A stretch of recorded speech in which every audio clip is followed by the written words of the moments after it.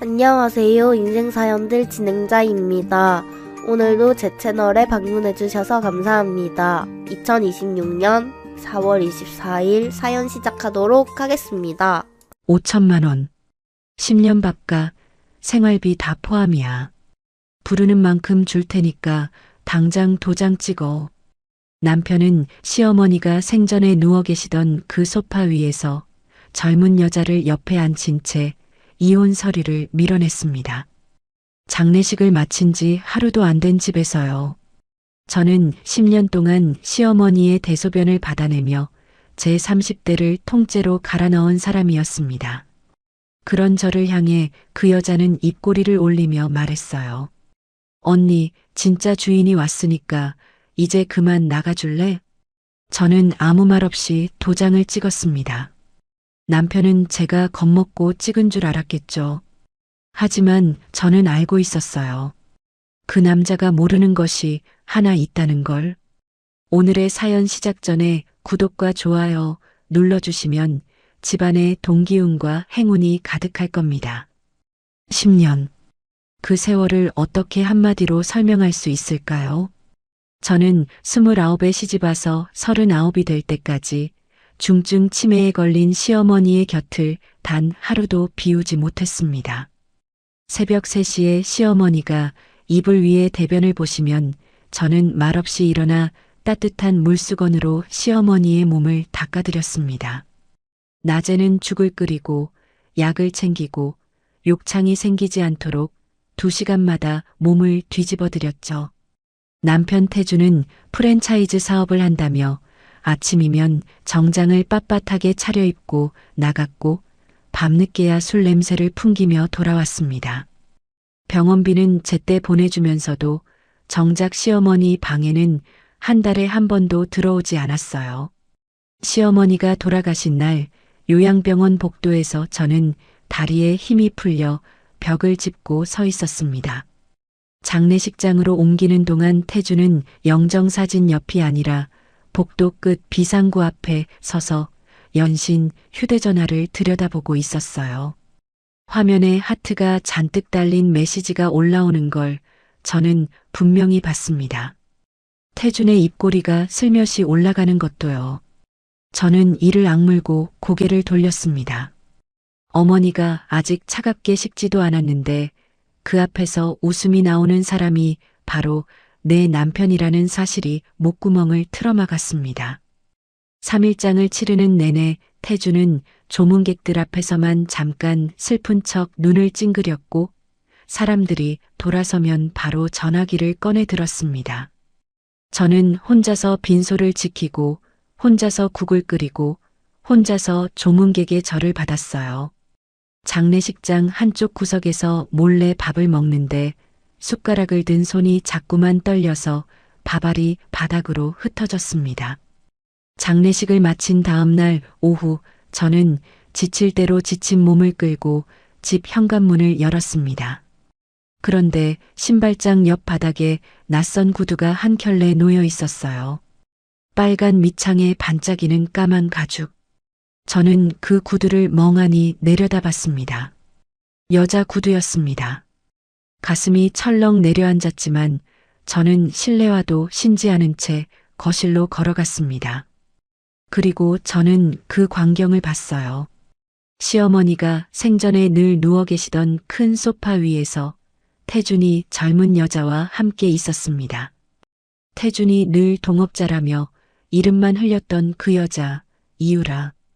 유라는 태준의 품에 안긴 채 깔깔거리고 있었고 태준은 유라의 허리를 감싸 안은 손을 풀 생각조차 하지 않았습니다. 이게 뭐야? 제 목소리가 거실에 떨어졌습니다. 유라가 고개를 돌렸고 태준이 천천히 몸을 일으켰어요. 저는 두 사람이 당황해서 벌떡 일어나고 변명을 늘어놓을 거라고 생각했습니다. 그런데 태준은 셔츠 단추를 느긋하게 잠그며 소파에서 일어났을 뿐 눈 하나 깜짝하지 않았어요. 왔어? 딱 잘 됐네. 태준이 테이블 위에 놓인 서류 한 장을 손가락으로 톡톡 두드렸습니다. 이혼 서류야. 도장만 찍으면 돼. 저는 서류를 내려다봤습니다. 협의 이혼 의사 확인 신청서라는 글자가 또렷하게 찍혀 있었고 태준의 서명과 도장은 이미 빈칸 없이 채워져 있었어요. 10년 동안 어머니 간병했어. 나 이 집에서 10년을 살았다고. 제 목소리가 갈라졌습니다. 태준이 코웃음을 치며 통장 사본 한 장을 서류 위에 올려놓았어요. 5천만 원. 10년 밥과 생활비 다 포함이야. 내 명의로 된 재산 하나도 없잖아. 소송 걸어봤자 변호사비만 나가고 너만 거덜나. 그때 유라가 소파에서 느릿하게 일어나 제 앞으로 걸어왔습니다. 유라는 제 낡은 면바지와 늘어난 티셔츠를 위에서 아래로 훑어봤어요. 유라의 입술에 비릿한 웃음이 번졌습니다. 언니, 아니 뭐라고 불러야 하지. 이 집 진짜 주인이 왔으니까 이제 그만 나가줄래? 질척거리면 보기 안 좋잖아. 저는 유라의 얼굴을 똑바로 쳐다봤습니다. 주먹이 떨렸고 눈앞이 하얘졌어요. 하지만 저는 소리를 지르지 않았습니다. 태준이 떵떵거리며 굴리는 저 사업 자금이 어디서 나왔는지 저는 알고 있었으니까요. 시어머니가 평생 모은 돈. 태준은 그 돈을 자기 능력으로 번 것처럼 휘둘렀지만 저는 시어머니 곁에서 10년을 지켜보며 모든 걸 기억하고 있었습니다. 태준은 지금 자기가 모든 걸 쥐고 있다고 착각하고 있었어요. 저는 한마디도 하지 않고 테이블 위에 펜을 집어들었습니다. 서류 위에 제 이름을 또박또박 쓰고 도장을 꾹 눌렀어요. 태준의 눈이 살짝 커졌습니다. 이렇게 쉽게 찍을 줄은 몰랐다는 표정이었죠. 잘 생각했어. 깔끔하게 끝내자. 태준이 서류를 낚아채듯 집어들었습니다. 저는 아무 대답 없이 안방으로 들어갔어요. 옷까지 몇 벌을 낡은 가방에 쑤셔넣고 시어머니 방 한쪽 서랍장 위에 놓인 가정용 홈캠의 메모리 카드를 조용히 빼냈습니다. 그리고 10년 동안 하루도 빠짐없이 적어온 간병일지, 모서리가 닳고 표지가 너덜너덜해진 그 노트를 가방 맨 밑에 넣었습니다. 현관문을 열고 나서는 제 등 뒤로 유라의 웃음소리가 새어나왔어요. 저는 뒤돌아보지 않았습니다. 다음 날 아침 저와 태준은 가정법원에 나란히 출석해 서류를 접수했습니다. 자녀가 없는 부부에게 주어지는 1개월의 이혼 숙려기간. 그 시간이 시작되었습니다. 법원을 나서는 태준의 뒷모습을 바라보며 저는 가방 속 낡은 노트의 무게를 손바닥으로 느꼈어요. 이 안에 담긴 10년의 기록이 태준이 생각하는 것보다 훨씬 무거운 것이 될 거라는 걸 저는 알고 있었습니다. 가정법원에서 돌아온 그날 밤 저는 급하게 구한 단기 임대 원룸에 가방 하나를 내려놓았습니다. 보증금 50만 원에 월세 35만 원짜리 반지하 방이었어요. 곰팡이 냄새가 벽에 배어 있었고 창문 하나로 들어오는 빛은 지나가는 사람들의 발목까지만 비쳤습니다. 다음 날 아침 저는 편의점에서 삼각김밥이라도 하나 사려고 생활비 통장의 잔액을 확인했습니다. 화면에 뜬 글자를 보고 저는 편의점 앞에 멈춰 섰어요. 지급정지. 태준이 비밀번호 오류를 핑계로 제 통장을 막아버린 겁니다. 통장에 남아있던 돈은 고작 120만 원 남짓이었는데 그마저 손을 댈 수 없게 된 거죠. 저는 빈 지갑 속 10,000원짜리 2장을 꺼내 삼각김밥 하나만 골랐습니다. 원룸으로 돌아오자마자 모르는 번호로 전화가 왔어요. 전화기 너머 남자의 목소리는 딱딱하고 사무적이었습니다. 박태준 씨의 법률 대리인 한정우 변호사입니다. 강지연 씨, 한 가지 통보드릴 게 있습니다. 통보요? 강지연 씨가 시어머니를 간병하는 과정에서 방치 및 부적절한 돌봄이 있었다는 정황이 확인되었습니다. 이에 따라 의뢰인 측은 재산 분할을 일절 진행하지 않을 방침입니다. 저는 전화기를 쥔 손에 힘을 줬습니다. 방치라뇨. 10년 동안 하루도 안 빠지고 제가 어머니를 돌봤어요. 그건 강지연 씨의 주장이고요. 저희 쪽에서 확보한 자료는 다릅니다. 더 이상의 통화는 무의미하니 서면으로 연락 주시기 바랍니다. 뚜 하고 전화가 끊겼습니다. 저는 전화기를 내려놓지 못한 채 한참을 서 있었어요. 방치라니. 새벽마다 시어머니의 기저귀를 갈고 욕창에 연고를 바르고 식사를 한 숟갈씩 떠들이던 그 시간들을 방치라고 부르다니요. 무릎에서 힘이 빠져 침대 모서리에 주저앉았습니다. 그런데 그게 끝이 아니었어요. 점심때쯤 친정 먼 친척인 큰이모에게서 전화가 왔습니다. 큰이모는 전화를 받자마자 고함부터 질렀어요. 야, 강지연, 너 인터넷에 뭐라고 떠도는지 알아? 시어머니 재산 뜯어먹으려다 쫓겨났다고 동네방네 소문이 나 있더라. 이모, 그거 거짓말이에요. 제가 언제? 거짓말은 무슨? 사진까지 올라왔는데 어떻게 거짓말이야. 내 뒷모습 그대로 찍힌 거 봤어. 친정 얼굴에 먹칠을 해도 유분수지. 전화가 끊긴 뒤 저는 떨리는 손으로 지역 맘카페에 접속했습니다. 인기 게시물 첫 번째에 올라온 글의 제목이 눈에 들어왔어요. 시댁 재산만 노리고 치매 시어머니 방치하다 쫓겨난 여자, 우리 동네에 살고 있습니다. 글 속에는 제 뒷모습이 찍힌 사진이 교묘하게 편집되어 있었고 마치 제가 시어머니를 방 안에 가둬놓고 밖으로 돌아다닌 것처럼 꾸며져 있었습니다. 댓글은 수백 개가 달려 있었어요.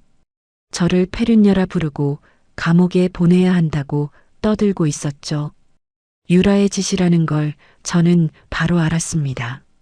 동네 슈퍼 사장님, 세탁소 아주머니, 한 번도 말 섞어본 적 없는 사람들까지 제 번호를 어디서 알아냈는지 전화를 걸어왔어요. 하나같이 집안 망신이라며 그런 년이 어떻게 이 동네에서 돌아다니냐며 쏘아붙였습니다. 저는 전화벨이 울릴 때마다 온몸이 굳었고 나중에는 전화기를 이불 밑에 쑤셔 넣고 귀를 막았습니다. 다음 날 저는 마지막 자존심을 끌어모아 태준의 회사를 찾아갔습니다. 제 몫의 돈이라도 받아야 당장 먹고 살 수 있었으니까요. 하지만 건물 로비에 발을 들이자마자 직원 2명이 양쪽에서 제 팔을 잡았어요. 사장님이 출입 금지시킨 분이세요. 나가주셔야 합니다. 잠깐만요. 나 여기 사장 부인이었어요. 태준이한테 할 말이 있어서. 전 부인 아닙니까? 자꾸 이러시면 경찰 부릅니다. 직원들이 제 팔을 끌어 밖으로 내보냈습니다. 저는 건물 앞 계단에서 중심을 잃고 바닥에 엎어졌어요. 무릎이 까지고 손바닥에 모래가 박혔습니다. 그때 건물 유리문이 열리며 태준이 나왔습니다. 태준의 팔에 유라가 매달려 있었어요. 유라는 명품 가방을 한쪽 어깨에 걸친 채 바닥에 쓰러진 저를 내려다봤습니다. 유라가 가방에서 지갑을 꺼내더니 10,000원짜리 지폐 서너 장을 뽑아 제 얼굴 위로 흩뿌렸어요. 언니, 불쌍해서 내가 쏠게. 국밥이라도 한 그릇 사 먹어. 지폐가 바람에 날려 제 머리카락 위에 까진 무릎 위에 내려앉았습니다. 태주는 유라의 허리를 감싸며 아무 말 없이 돌아섰어요. 두 사람이 나란히 걸어가는 뒷모습 위로 갑자기 굵은 빗방울이 떨어지기 시작했습니다. 저는 바닥에 떨어진 10,000원짜리 지폐를 주었습니다. 비에 젖어 축축해진 종이장을 손에 쥐고 일어서면서 저는 이를 꽉 깨물었어요. 이 돈을 준 여자의 얼굴을, 아무렇지 않게 돌아선 그 남자의 등을 저는 똑똑히 기억하겠다고요. 반드시 합법적으로 이 사람들이 쌓아 올린 것을 무너뜨리겠다고요. 그날 밤 반지하 원룸에 돌아온 저는 젖은 옷을 벗지도 못한 채 방구석에 주저앉았습니다. 가방 속에서 낡은 간병 일지를 꺼내 가슴에 꼭 안았어요. 표지에 벤 시어머니의 약 냄새가 코끝에 번졌습니다. 저는 이불도 덮지 않고 소리를 죽여 울었습니다. 목이 터질 것 같았지만 벽이 얇아 소리를 낼 수가 없었어요. 이를 악물고 무릎 사이에 얼굴을 묻고 어깨만 들썩이며 울었습니다. 세상에 제 편은 아무도 없었습니다. 전부 포기하고 그냥 이대로 사라져버릴까 하는 생각이 머릿속을 스쳤어요. 바로 그때 이불 밑에 쑤셔 넣었던 휴대전화가 짧게 진동했습니다. 발신자를 알 수 없는 번호였어요. 저는 한참을 망설이다 떨리는 손으로 통화 버튼을 눌렀습니다. 강지연 씨 맞으십니까? 낮고 차분한 노인의 목소리였습니다. 저는 고 이순옥 여사의 세무 업무를 15년간 맡아온 김영철이라고 합니다. 지연 씨, 저를 한번 만나주실 수 있겠습니까?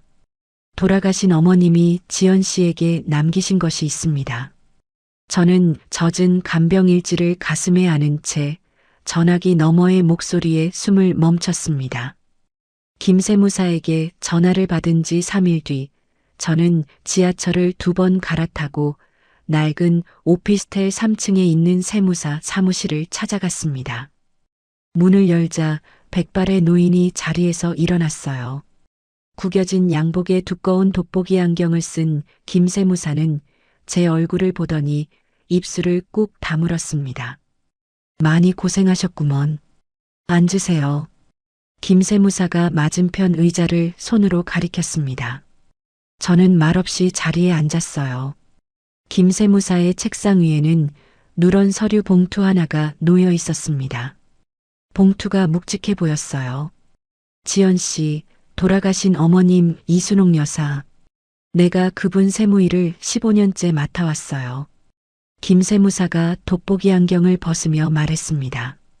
어머님이 치매 판정을 받으신 게 한 8년 전이었지. 그런데 아무리 치매가 와도 사람이 정신이 완전히 나간 건 아니거든요. 맑은 날이 있었어요. 가끔씩. 네, 저도 기억해요. 어떤 날은 제 이름을 부르시면서 고맙다고 하셨거든요. 김세무사가 천천히 고개를 끄덕였습니다. 그 맑은 날 중 하나에 어머님이 나를 찾아오셨어. 택시를 타고 혼자서. 내가 깜짝 놀라서 아드님한테 연락하려고 했더니 어머님이 내 손을 붙잡고 그러시더라고. 김세무사가 잠시 말을 멈추고 안경을 닦았어요. 안경 아래 김이 서린 것 같았습니다. 그 녀석한테는 알리지 마라. 내 아들이지만 내 돈만 노리는 거 나도 안다. 며느리한테 남겨줄 게 있으니 도와달라. 그렇게 말씀하셨어요. 저는 숨을 들이마셨습니다. 김세무사가 책상 위에 서류 봉투를 제 앞으로 밀었어요. 열어보세요. 저는 떨리는 손으로 봉투를 열었습니다. 안에서 두툼한 서류 2장과 손편지 1장이 나왔어요. 첫 번째 서류는 공증사무소 직인이 찍힌 유언 공증서였습니다. 저는 그 서류를 한 줄 한 줄 읽어 내려갔어요. 수도권 외곽에 있는 5층짜리 상가 건물 한 채를 며느리 강지연에게 전부 넘긴다는 내용이었습니다. 두 번째 서류를 펼쳤을 때 저는 눈을 의심했어요. 건물 등기부등본이었는데 소유자 란에 강지연이라는 제 이름이 이미 찍혀 있었습니다. 이게 제 이름이에요. 어머님이 정신이 맑으실 때 변호사 사무실에 직접 가셔서 유언 공증을 하시고 생전 증여까지 마무리하셨어요. 세금도 내가 다 처리했고 등기 이전도 벌써 끝난 상태입니다. 저는 서류를 쥔 손이 사시나무처럼 떨리는 걸 멈출 수가 없었어요. 봉투 안에 남은 손편지를 꺼냈습니다.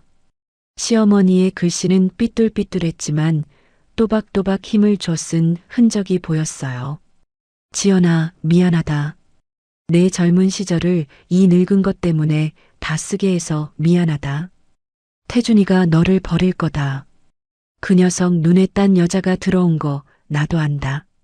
그날이 오면 이 건물 월세 받으면서 당당하게 혼자 살아라. 네가 나한테 해준 것에 비하면 이것도 적다. 미안하고 고맙다. 글씨가 흐려졌습니다. 제 눈에서 떨어진 눈물이 편지 위에 번졌어요. 저는 편지를 가슴에 대고 고개를 숙였습니다. 한참을 그렇게 있었죠. 김세무사가 조용히 기다려주다가 물 한 잔을 제 앞에 놓았습니다. 지연 씨, 울고만 있을 때가 아니에요. 더 들어야 할 이야기가 있어요. 저는 손등으로 눈물을 닦고 고개를 들었습니다. 김세무사의 표정이 단단하게 굳어 있었어요. 태준이가 어머님 돌아가시기 직전에 인감도장을 몰래 가져갔어요. 그걸로 그 건물 1층하고 2층에 무상임대차 계약서를 만들었더라고. 보증금도 없고 월세도 없는 공짜로 쓰겠다는 계약을 제 멋대로 꾸민 거지. 무상임대차요? 쉽게 말하면 자기가 건물 주인인 척하고 1층하고 2층을 공짜로 쓰겠다고 가짜 계약서를 만든 겁니다. 거기다 프랜차이즈 카페 직영점을 차리겠다고. 김세무사가 돋보기 안경을 다시 쓰며 제 눈을 똑바로 봤습니다. 그것뿐이 아니에요. 태준이가 그 가짜 계약서를 은행에 들이밀고 인테리어 비용이라며 거액의 사업자 대출까지 받아냈어요. 그 여자 유라라고 했나? 둘이 같이 꾸민 거지. 저는 등기부등본을 다시 내려다봤습니다. 제 이름 석자가 선명하게 찍혀 있었어요. 이 건물은 제 겁니다. 시어머니가 제게 남겨주신 겁니다. 그런데 태주는 이 건물이 자기 것인 줄 알고 가짜 서류를 만들어서 돈까지 끌어다 쓴 거예요. 가슴 속에서 뜨거운 것이 차올랐습니다. 아까까지의 서러움과는 다른 차갑고 단단한 무언가였어요. 김세무사님, 태준이는 이 등기가 제 이름으로 바뀐 걸 모르는 거죠? 몰라요. 어머님이 철저하게 비밀로 하셨으니까. 태준이는 당연히 자기가 상속받을 거라고 생각하고 있을 겁니다. 저는 서류를 천천히 봉투에 다시 넣었습니다. 김세무사가 책상에 손을 짚으며 몸을 앞으로 기울였어요. 지연 씨, 태준이가 만든 가짜 계약을 깨부수고 쫓아내려면 법을 잘 아는 변호사가 필요해요. 혼자서는 안 됩니다. 네, 알겠습니다. 그리고 하나 더. 태준이가 지금 카페 개업 준비에 돈을 미친 듯이 쏟아붓고 있어요. 건물 월세 계좌를 지연 씨 이름으로 바꿔놓을 테니 태준이가 전부 다 쏟아부을 때까지 조용히 기다리세요. 다 쓰고 나서 뒤집어야 타격이 크지. 저는 고개를 끄덕였습니다. 김세무사가 자리에서 일어나며 제 어깨를 가볍게 두드렸어요. 어머님이 지연 씨 걱정을 참 많이 하셨어요. 부디 이걸로 다시 일어서세요. 사무실을 나서며 저는 봉투를 가방 깊숙이 넣었습니다. 며칠 전까지 저는 길바닥에 엎어져 10,000원짜리 지폐를 줍던 사람이었어요. 하지만 지금 이 가방 안에는 5층짜리 건물의 등기부등본이 들어 있습니다. 저는 휴대전화를 꺼내 연락처를 뒤졌습니다. 고등학교 때부터 절친이었던 민지. 서초동 대형 로펌에서 이혼 전문 변호사로 일하고 있는 민지. 10년 동안 간병에 매달려 연락을 끊고 살았던 제가 지금 이 순간 떠올릴 수 있는 유일한 사람이었어요. 저는 민지의 번호를 누르고 전화기를 귀에 댔습니다. 민지의 사무실은 서초동 대형 빌딩 12층에 있었습니다. 유리문을 밀고 들어서자 로비에 앉아있던 민지가 벌떡 일어났어요. 민지는 저를 보자마자 눈이 커졌습니다. 강지연, 너 지금 뭐야 이 꼴이. 민지가 성큼성큼 다가와 제 팔을 잡았습니다. 저는 거울을 본 지가 며칠째인지 몰랐어요. 반지하 원룸에서 제대로 씻지도 못하고 끼니도 거른 얼굴이 어떻게 보였을지 짐작은 갔습니다. 10년 동안 전화 한 통 없다가 갑자기 연락해서 만나자고 하길래 무슨 일인가 했더니 야, 도대체 무슨 일이야? 민지가 제 손목을 끌고 상담실로 들어갔습니다. 문을 닫자마자 민지가 제 앞에 턱 앉으며 물 한 잔을 밀었어요. 말해. 저는 물컵을 두 손으로 감싸쥐고 처음부터 이야기했습니다. 10년의 간병, 시어머니의 죽음, 장례식 다음 날 소파 위에 태준과 유라, 이혼 서류에 찍은 도장, 통장 지급정지, 맘카페 저격글 회사 앞에서 바닥에 엎어진 일 유라가 얼굴 위로 뿌린 10,000원짜리 지폐까지. 민지는 한마디도 끼어들지 않고 들었습니다. 볼펜을 쥔 민지의 손가락 끝이 하얗게 변해가는 걸 저는 봤어요. 이야기를 마치고 저는 가방에서 서류 봉투를 꺼내 테이블 위에 올렸습니다. 유언 공증서, 등기부등본, 시어머니의 손편지. 민지가 서류를 한 장씩 넘기며 읽어내려갔어요. 등기부등본에 제 이름을 확인한 민지가 고개를 들었습니다. 지연아, 너희 아직 숙려기간 안 끝났지? 응. 법원에 접수한 지 5일째야. 민지가 볼펜을 탁 내려놓으며 의자 등받이에 기대 앉았습니다. 이 건물은 시어머니가 생전 증여로 내 명의에 넘긴 거니까 내 고유 재산이야. 이혼해도 재산 분할 대상이 아니고 100% 내 거야. 민지가 서류를 다시 한번 훑으며 입꼬리를 올렸습니다. 그리고 너 10년 동안 간병한 거, 그거 재산 분할할 때 기여도로 인정돼. 태준이 그놈이 사업한다고 벌어놓은 것들 있지? 아파트, 외제차, 회사 지분. 네가 간병하는 동안 그놈은 밖에서 돈을 벌었으니까 그 재산의 절반 가까이를 네가 가져올 수 있어. 절반? 응. 그놈 회사 재산까지 반 토막 내줄게. 민지의 눈이 매서워졌습니다. 저는 민지의 그 눈빛을 고등학교 때부터 알고 있었어요. 민지가 저렇게 눈을 가늘게 뜨면 절대 물러서는 법이 없었죠. 그날부터 저와 민지는 며칠 밤을 민지의 사무실에서 보냈습니다. 저는 10년 동안 쓴 간병일지를 날짜 순으로 펼쳐놓았고 민지는 형광펜으로 중요한 부분에 줄을 치며 메모를 붙였어요. 홈캠 메모리 카드의 영상도 하나하나 확인했습니다. 새벽 2시에 시어머니의 기저귀를 갈고 새벽 4시에 토사물을 치우고 낮에는 죽을 떠먹여드리는 제 모습이 화면에 고스란히 남아 있었어요. 민지가 영상을 보다가 한 대목에서 멈추더니 볼륨을 올렸습니다. 태준의 목소리가 흘러나왔어요. 유라와 함께 술을 마시며 낄낄거리는 소리. 저는 주먹을 꽉 쥐었습니다. 민지가 화면을 멈추고 저를 돌아봤어요. 이거면 돼. 이것만으로 학대 프레임 완전히 깨부술 수 있어. 민지가 노트북을 닫으며 자리에서 일어났습니다. 자, 이제 순서를 정하자. 첫 번째, 태준이가 만든 가짜 임대차 계약 무효 소송을 넣어. 그놈이 인감도장 훔쳐서 만든 서류니까 법원에서 바로 깨져.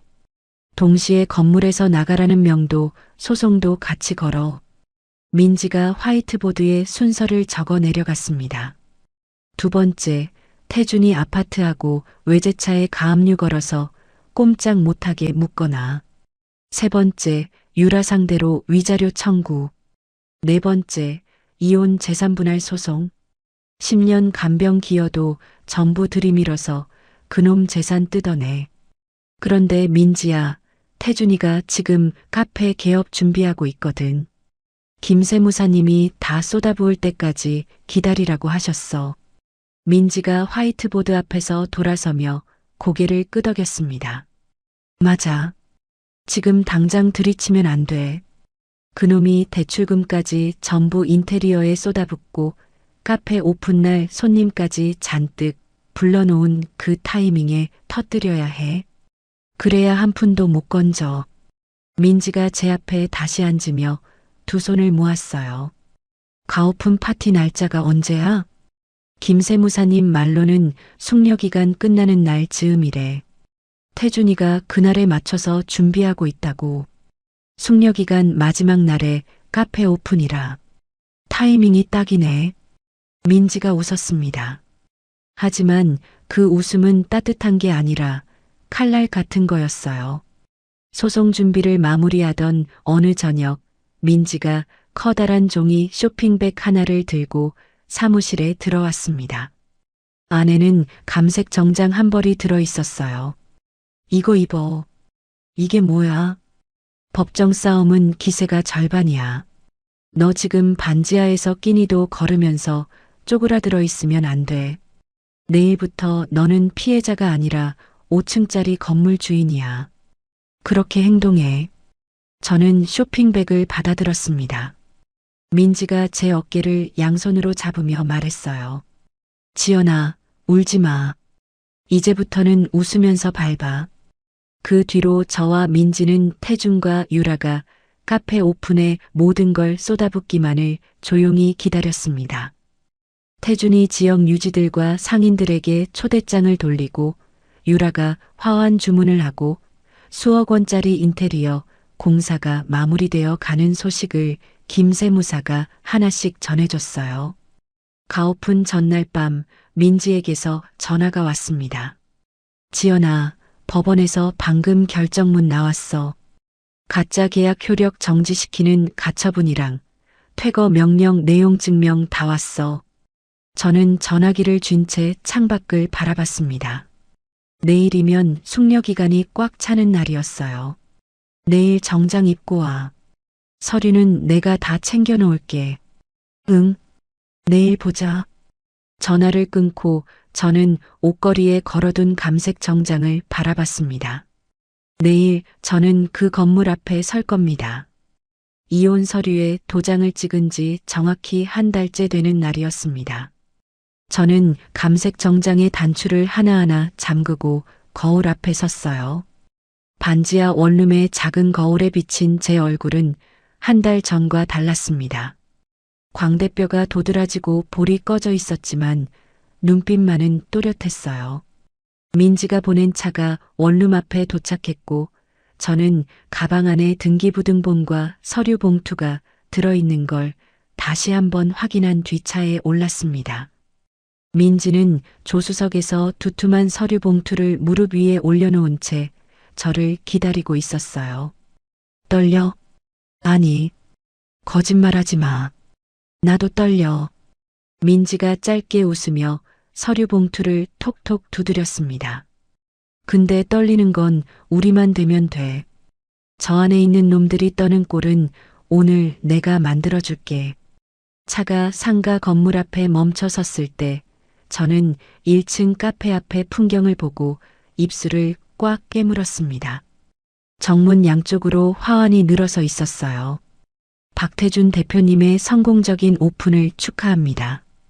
유라엔태준 카페 번창을 기원합니다.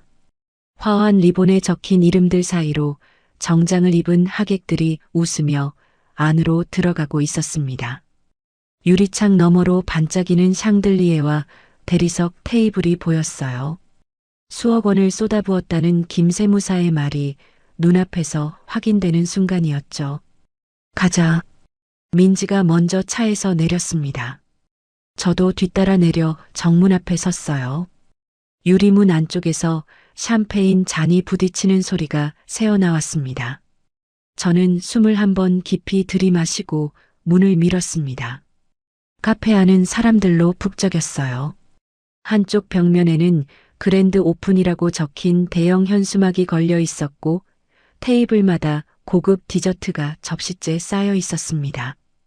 정면 카운터 앞에서 태준이 양복을 빳빳하게 차려입고 하객들과 악수를 나누고 있었어요. 유라는 태준 옆에 붙어서 꽃다발을 받으며 활짝 웃고 있었습니다. 저와 민지가 들어서자 가장 먼저 유라의 시선이 이쪽으로 꽂혔어요. 유라의 입에서 웃음이 사라졌습니다. 유라가 태준의 팔을 쳤고 태준이 고개를 돌렸어요. 태준의 표정이 돌처럼 굳어지는 게 보였습니다. 태준이 성큼성큼 다가왔어요. 야, 여기가 어디라고 기어들어와. 태준이 제 팔을 잡으려는 순간 민지가 한 발 앞으로 나서며 태준의 손을 막았습니다. 민지가 양복 안주머니에서 명함을 꺼내 태준의 가슴팍에 눌러 넣었어요. 이어서 두툼한 서류 봉투에서 내용 증명을 뽑아 태준의 손에 쥐어줬습니다. 법무법인 정혜오민지 변호사입니다. 민지의 목소리가 카페 안에 또렷하게 울렸어요. 웅성거리던 하객들이 하나둘 고개를 돌렸습니다. 이 건물의 적법한 소유주는 강지연 씨입니다. 박태준 씨가 고 이순옥 여사의 인감을 도용해 작성한 임대차 계약은 법원에서 무효 결정이 났습니다. 이 내용 증명에 따라 즉시 퇴거해 주십시오. 카페 안이 조용해졌습니다. 샴페인 잔을 들고 있던 하객들이 멈칫했어요. 태준이 내용 증명을 들여다보다가 얼굴이 벌겋게 달아올랐습니다. 뭔 소리야 이게. 이 건물은 우리 어머니 거고 어머니 돌아가셨으니까 내 거야. 태준이 서류를 구기려는 순간 저는 가방에서 등기부등본을 꺼냈습니다. 접혀있던 서류를 펼쳐 태준의 눈앞에 들이밀었어요. 여기 봐. 소유자 이름 강지연. 나야. 태준이 등기부등본을 빼앗아 읽었습니다. 태준의 눈동자가 좌우로 빠르게 흔들렸어요. 입술이 파르르 떨리더니 고개를 절레절레 저었습니다. 이게 말이 돼? 이거 위조 아니야? 이건 사기야. 그때 유라가 태준 옆으로 달려와 등기부등본을 낚아챘습니다. 유라가 서류를 한번 훑더니 구겨서 바닥에 내던졌어요. 이거 가짜야. 이 미친년들이 가짜 서류 들고 와서 사기치는 거라고. 유라가 고래고래 소리를 질렀지만 저는 한 발짝도 물러서지 않았습니다. 바닥에 떨어진 등기부등본을 주워 펴서 하객들 쪽으로 돌려 보여줬어요. 여기 계신 분들 직접 확인하세요. 법원 직인이 찍힌 최신 등기부등본입니다. 이 건물 주인은 접니다. 하객 중 한 명이 조심스럽게 다가와 서류를 들여다봤습니다.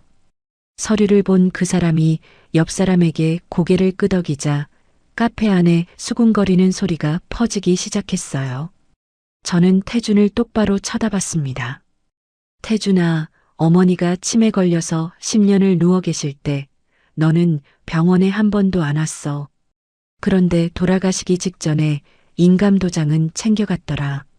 그걸로 가짜 계약서 만들어서 이 건물을 내 것처럼 꾸민 거, 그게 사문서 위조야. 제 목소리는 떨리지 않았습니다.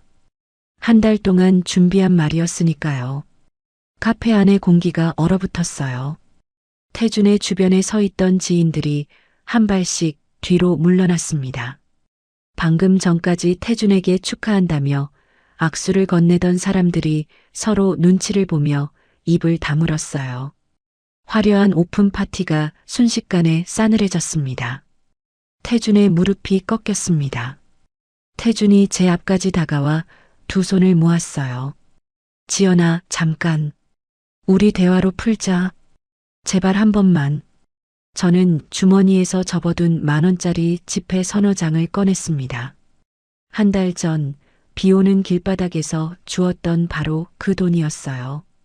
저는 그 지폐를 태준의 얼굴 앞에서 놓았습니다. 지폐가 태준의 이마와 코 위로 떨어져 바닥에 흩어졌어요. 국밥이나 사 먹어. 태준이 바닥에 떨어진 지폐를 멍하니 내려다봤습니다. 저는 태준에게서 시선을 거두고 유라 쪽으로 걸어갔어요.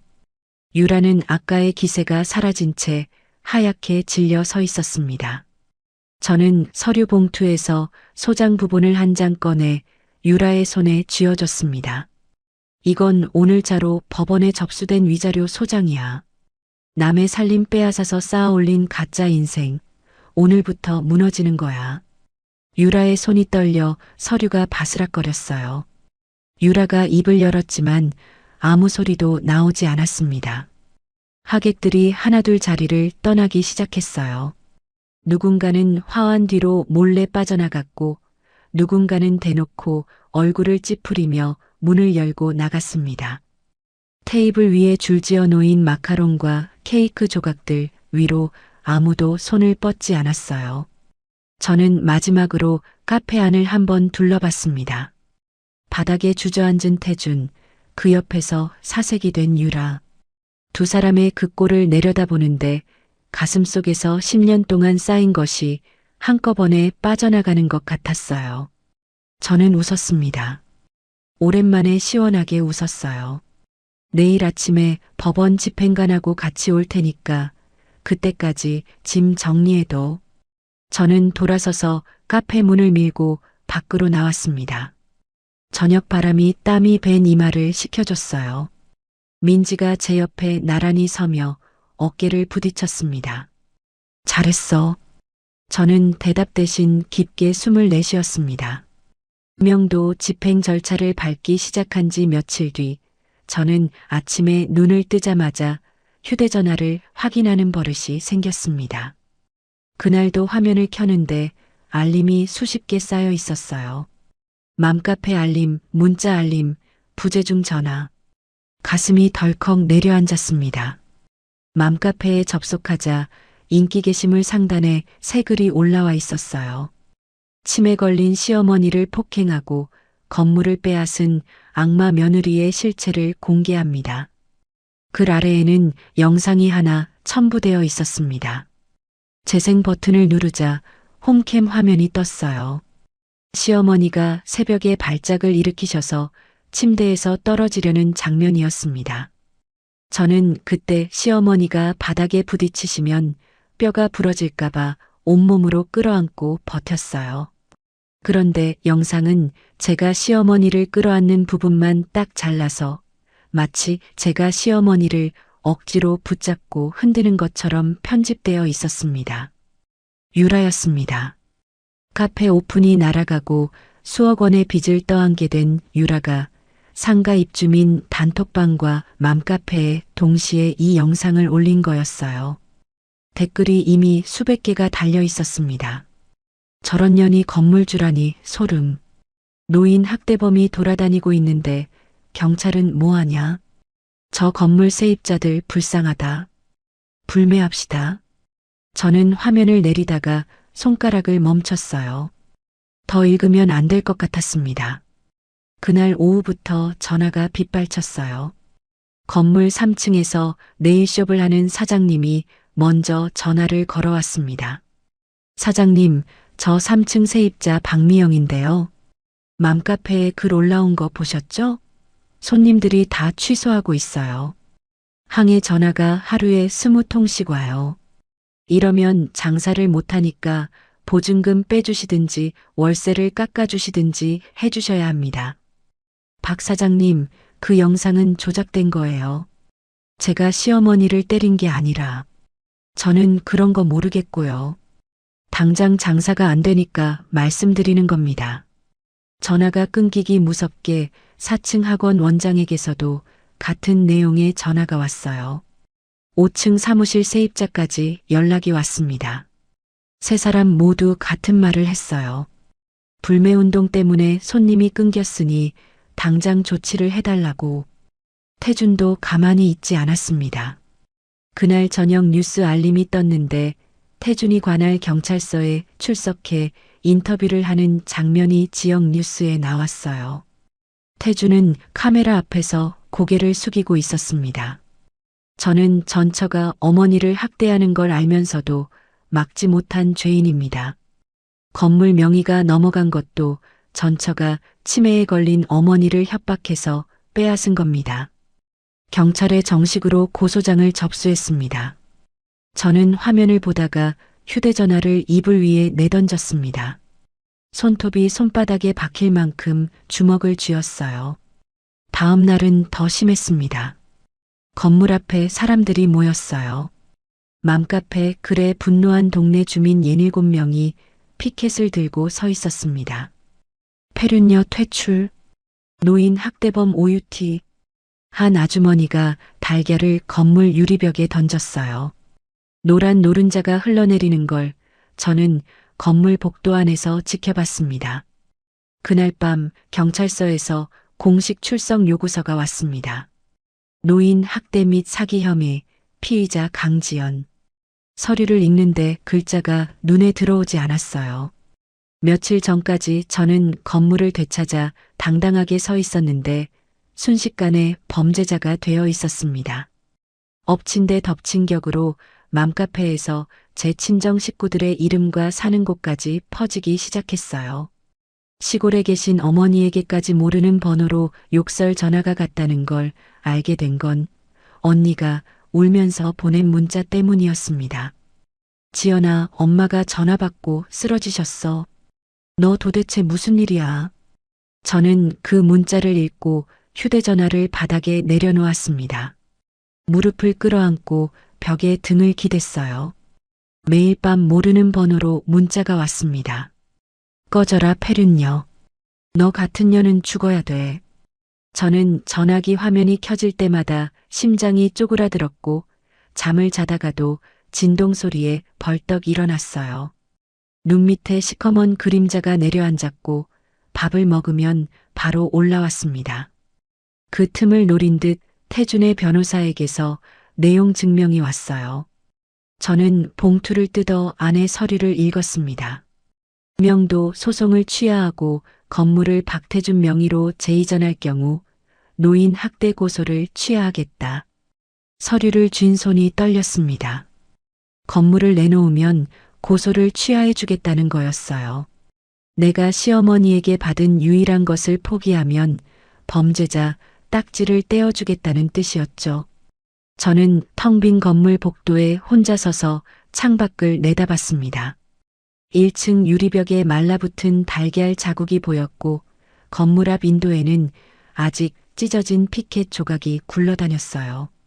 10년 동안 시어머니의 기저귀를 갈고 토사물을 치우고 하루도 쉬지 않고 옆을 지켰던 그 시간이 이렇게 뒤집히는 거였습니다. 그때 휴대전화가 울렸어요. 민지였습니다. 지연아, 태준이 내용 증명 봤어? 응, 봤어. 거기에 쓰인 거 한 글자도 믿지 마. 저놈들이 얄팍한 덫을 놓은 거야. 민지의 목소리는 단단했습니다. 우리가 지금까지 뭘 준비했는데. 간병일지, 홈캠 원본, 녹취록. 전부 다 있잖아. 저놈들이 조작한 영상은 우리한테 원본이 있으니까 한 방에 깨져. 저는 전화기를 꽉 쥐고 입술을 깨물었습니다. 민지야, 나 무서워. 엄마한테까지 전화가 갔어. 전화기 너머로 민지가 숨을 한 번 크게 내쉬는 소리가 들렸어요. 지연아, 내 말 들어. 저들이 여론으로 너를 눌러서 합의하게 만들려는 거야. 네가 여기서 무너지면 그게 저놈들 작전대로 되는 거야. 무너지지 마. 우리가 준비한 진짜 칼 있잖아. 이제 그걸 빼들 때가 된 거야. 내일 아침 경찰서에 같이 가자. 도망치지 말고 정면으로 가는 거야. 저는 창밖의 어두운 거리를 바라보다가 천천히 고개를 끄덕였습니다. 알겠어. 내일 아침에 보자. 전화를 끊고 저는 가방 속에서 낡은 간병 일지를 꺼냈습니다. 너덜너덜한 표지를 손으로 쓸었어요. 이 안에 10년이 들어 있었습니다. 제가 울면서 쓴 날도, 시어머니가 제 이름을 불러주신 날도, 새벽 3시에 기저귀를 갈며 이를 악물었던 날도 전부 이 안에 있었어요. 저는 일지를 가슴에 안고 자리에서 일어났습니다. 다음 날 아침 9시, 저는 민지와 나란히 관할 경찰서 정문을 걸어 들어갔습니다. 민지가 한쪽 팔에 서류 가방을 끼고 다른 손으로 제 등을 가볍게 밀었어요. 고개 숙이지 마. 당당하게. 접수 창구에서 이름을 대자 담당 수사관이 나와 우리를 조사실로 안내했습니다. 수사관은 40대쯤 되어 보이는 남자였고 책상 위에 태준이 접수한 고소장이 펼쳐져 있었어요. 강지연 씨, 노인 학대 및 사기 혐의로 고소가 접수되어 출석 요청드렸습니다. 하실 말씀이 있으시면 하세요. 수사관이 볼펜을 들며 저를 봤습니다. 저는 입을 열려다 민지를 쳐다봤어요. 민지가 고개를 한번 끄덕이더니 서류 가방을 열었습니다. 수사관님, 강지연 씨의 법률 대리인 오민지 변호사입니다. 고소 내용에 대한 반박 증거를 제출하겠습니다. 민지가 책상 위에 USB 2개와 서류 묶음을 올려놓았어요. 먼저 이 USB에 담긴 영상을 확인해 주십시오. 현재 맘카페에 유포된 영상은 원본의 일부를 악의적으로 편집한 것입니다. 이건 같은 시각대의 1시간짜리 무편집 원본입니다. 수사관이 USB를 컴퓨터에 꽂고 영상을 재생했습니다. 화면에 시어머니의 방이 떴어요. 새벽 2시 47분, 시어머니가 갑자기 온몸을 떨며 침대 난간을 잡고 일어나려 하셨습니다. 저는 옆방에서 뛰어들어와 시어머니를 껴안았어요. 시어머니가 팔을 휘두르며 발버둥 치셨고, 저는 시어머니가 침대 밖으로 떨어지지 않도록 이불째 끌어안고 버텼습니다. 유라가 올린 영상은 바로 이 부분만 잘라낸 거였어요. 하지만 원본 영상은 거기서 끝나지 않았습니다. 발작이 가라앉은 뒤 시어머니가 축 늘어지셨고, 저는 시어머니의 이마에 밴 땀을 수건으로 닦아드렸어요. 시어머니가 적신 이불을 갈아드리고 새 잠옷으로 갈아입혀드리고 죽을 데워 한 숟갈씩 떠드렸습니다. 그러다 시어머니가 다시 잠이 드신 뒤에야 저는 침대 옆 바닥에 주저앉아 무릎에 얼굴을 묻고 소리 없이 어깨를 들썩였어요. 수사관이 영상을 보다가 볼펜을 내려놓았습니다. 수사관의 표정이 달라져 있었어요. 민지가 두 번째 USB를 가리켰습니다. 이건 두 번째 증거입니다. 음성 파일인데 재생해 주시겠습니까? 수사관이 재생 버튼을 눌렀어요. 술잔이 부딪히는 소리가 먼저 나왔고 이어서 태준의 목소리가 흘러나왔습니다. 아, 그 노인네 진짜 언제 죽냐? 하루하루가 1년 같다 진짜. 유라의 킥킥거리는 웃음소리가 이어졌어요. 오빠, 그냥 치매 약 빼고 수면제나 더 먹여. 잠만 재우면 조용하잖아. 야, 그거 괜찮은데? 자다가 그냥 가면 편하게 가는 거지 뭐. 두 사람이 낄낄거리는 소리가 조사실에 울렸습니다. 수사관이 재생을 멈추고 의자 등받이에 기대 앉았어요. 수사관이 입술을 한번 꾹 다물었다 뗐습니다. 이 녹음은 어디서 확보하신 겁니까? 가정용 홈캠 메모리 카드에 저장되어 있던 음성입니다. 홈캠이 시어머니 방에 설치되어 있었고 거실 소리까지 녹음이 된 겁니다. 원본 파일의 메타데이터와 촬영 시각이 모두 일치합니다. 민지가 메모리 카드 원본과 분석 보고서를 수사관 앞에 올려놓았습니다. 수사관님, 강지연 씨는 10년 동안 하루도 빠짐없이 간병일지를 기록했습니다. 이 일지의 날짜와 홈캠 영상의 시간이 전부 일치합니다. 반면 고소인 박태주는 10년간 어머니 병원에 한 번도 방문한 기록이 없고 오히려 어머니의 사망을 바라는 발언을 한 사람입니다. 수사관이 간병일지를 넘겨보며 고개를 끄덕였어요. 알겠습니다. 제출해 주신 증거 전부 접수하겠습니다. 경찰서를 나온 직후 저와 민지는 민지의 사무실로 갔습니다. 민지가 노트북을 열며 말했어요. 이제 두 번째 단계야. 경찰서에 낸 거랑 똑같은 원본을 맘카페랑 상가 단톡방에 올린다. 그래도 될까? 당연하지. 저쪽이 먼저 조작된 영상으로 여론몰이를 한 건데 우리가 원본으로 바로잡는 건 정당방위야. 민지가 맘카페와 상가 입주민 단톡방에 장문의 글을 올렸습니다. 1시간짜리 원본 영상 링크, 태준과 유라의 녹취록, 간병일지 사본, 그리고 유라를 허위사실 유포와 영업방해로 고소한 접수증까지 전부 첨부했어요. 글 마지막에 민지는 이렇게 적었습니다. 조작된 영상을 퍼뜨린 분들에게도 법적 책임을 묻겠습니다. 올린 지 1시간도 안 돼서 댓글 분위기가 바뀌기 시작했어요. 원본 보니까 완전 다르네. 며느리가 시어머니 간병하는 거잖아. 수면제 먹이자는 녹취록 진짜 소름 돋는다. 유라라는 여자가 우리를 완전히 속인 거 아니야? 저 불륜남 진짜 쓰레기다. 2시간 뒤 맘카페 운영진이 사과문을 올렸습니다. 유라의 게시물을 전부 삭제하고 유라를 강제 탈퇴시켰다는 공지였어요. 상인회에서도 연락이 왔습니다. 건물 앞에서 피켓을 들었던 주민들 중 몇 명이 직접 전화해서 사과했어요. 사장님, 저희가 사실 확인도 안 하고 속은 겁니다. 정말 죄송합니다. 3층 네일숍 박 사장님도 전화를 했어요. 강 사장님, 제가 그날 심하게 말씀드렸죠. 원본 영상 보고 너무 놀랐어요. 죄송합니다. 저는 전화를 받으며 아무 말도 하지 못했습니다. 목이 메어서요. 그날 저녁 민지에게서 전화가 왔어요. 지연아, 경찰에서 연락 왔어. 너한테 무혐의 나왔고 태준이 사문서 위조랑 그걸로 은행에서 대출받은 사기 혐의로 정식 수사 전환됐어. 오늘 태준이 회사 압수수색 들어갔대. 저는 전화기를 쥔 채 반지하 원룸 바닥에 천천히 주저앉았습니다. 그리고 은행에서 태준이한테 대출금 전액 즉시 상환 통보 날렸어. 가짜 계약서로 받은 대출이니까 담보가 없어진 거지. 전액 회수야. 그러면 태준이 회사는 끝이야. 대출금을 한꺼번에 갚을 돈이 없으니까 연쇄부도 맞는 거지. 저는 눈을 감았습니다.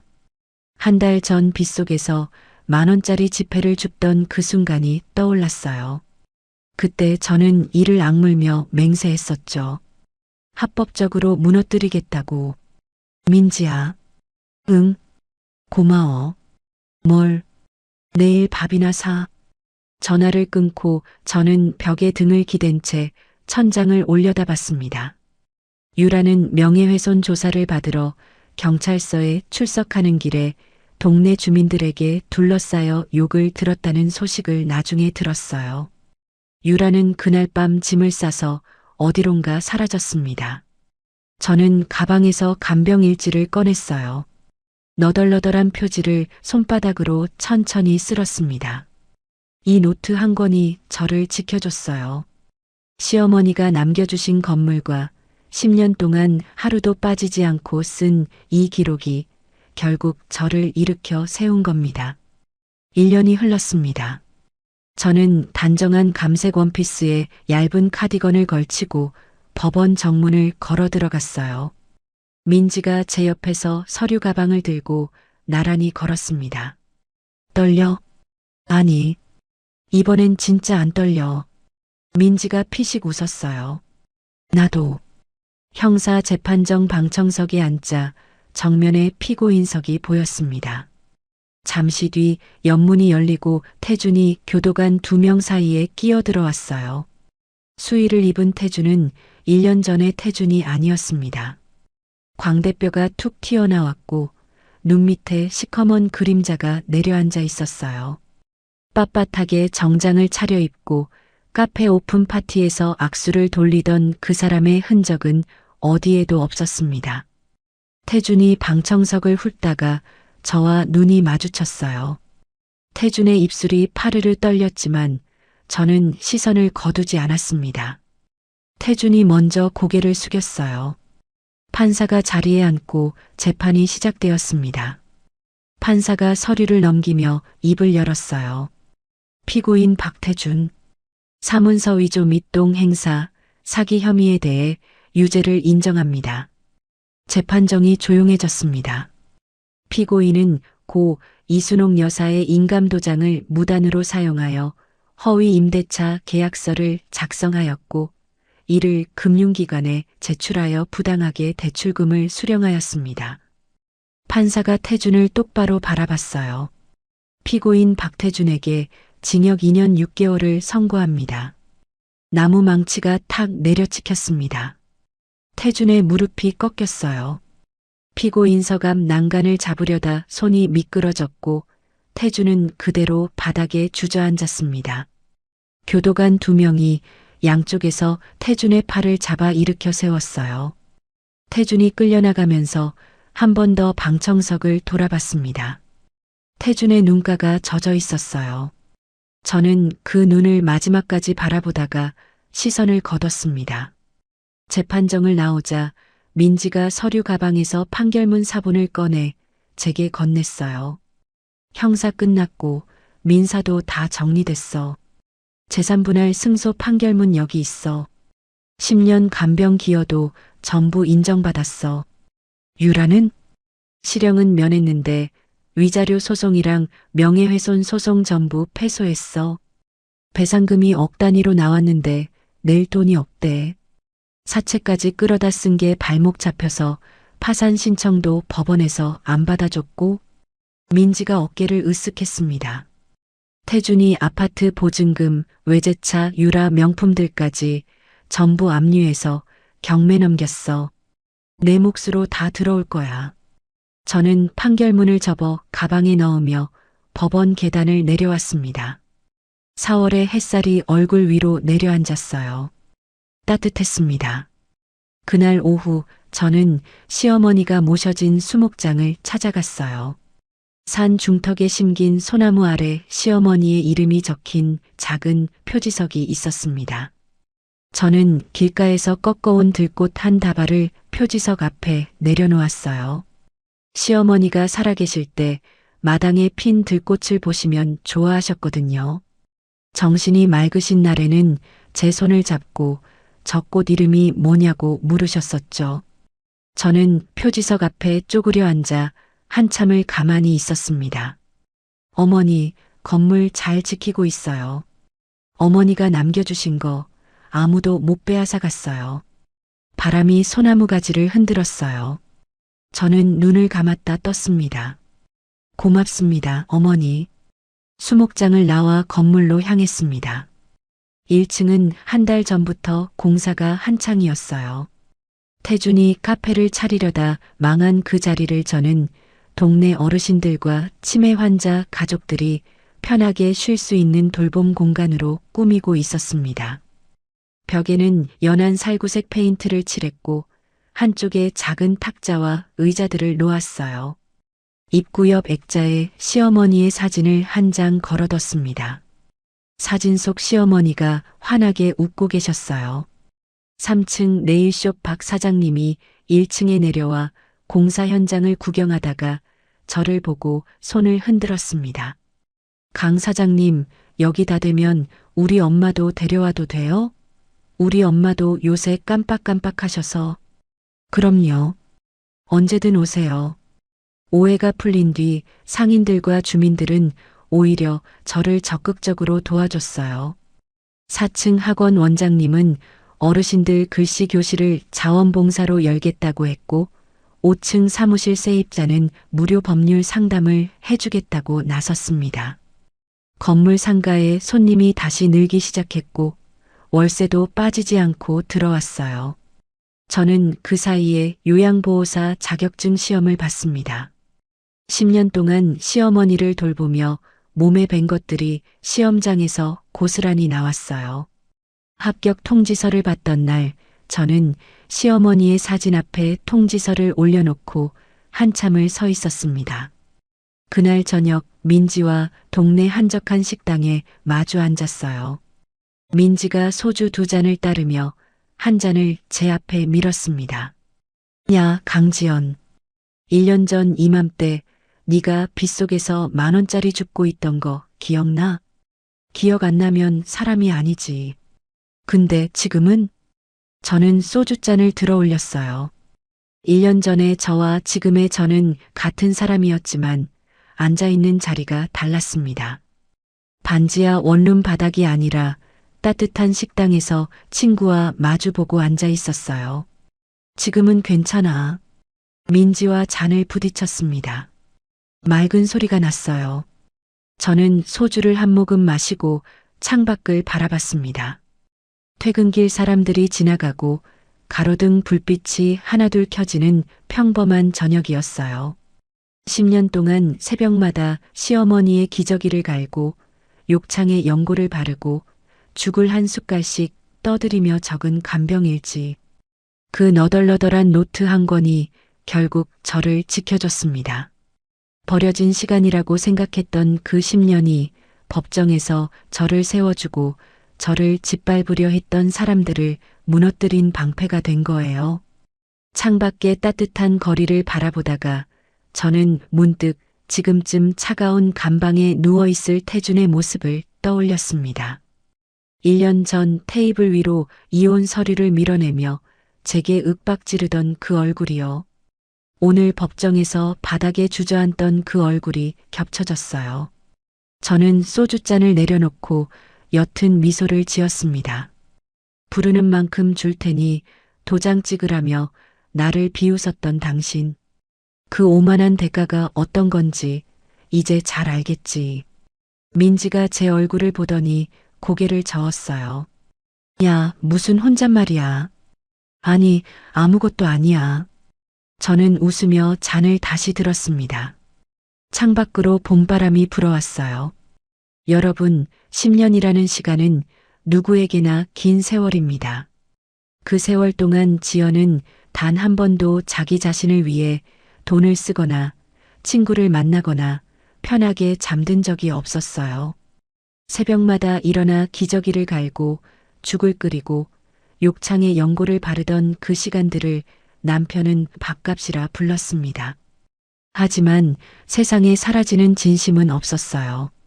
시어머니는 치매로 기억을 잃어가는 와중에도 며느리의 손길만은 끝까지 기억하고 계셨습니다. 그래서 마지막 남은 힘으로 며느리가 혼자서도 일어설 수 있는 울타리를 만들어 두셨던 거예요. 태주는 돈이면 모든 걸 해결할 수 있다고 믿었고 유라는 빼앗은 것 위에 행복을 세울 수 있다고 착각했습니다. 그 오만이 두 사람을 무너뜨렸어요. 반대로 지연은 아무것도 가진 게 없는 것처럼 보였지만 매일 밤 한 줄씩 적어 내려간 간병일지와 진심이 담긴 기록들이 결국 가장 강력한 무기가 되었습니다. 누군가를 온 마음을 다해 돌본 시간은 절대 헛되지 않습니다. 그 시간은 반드시 어떤 형태로든 자기 자신에게 돌아옵니다. 오늘 이 이야기가 지금 힘든 시간을 보내고 계신 분들에게 작은 위로가 되었으면 좋겠습니다. 이야기를 끝까지 들어주신 분이 계시다면 잘 들었다고 댓글 하나만 남겨주세요. 오늘도 사연 끝까지 들어주신 시청자 여러분 정말 감사합니다. 오늘도 좋은 하루 보내시길 바라겠습니다.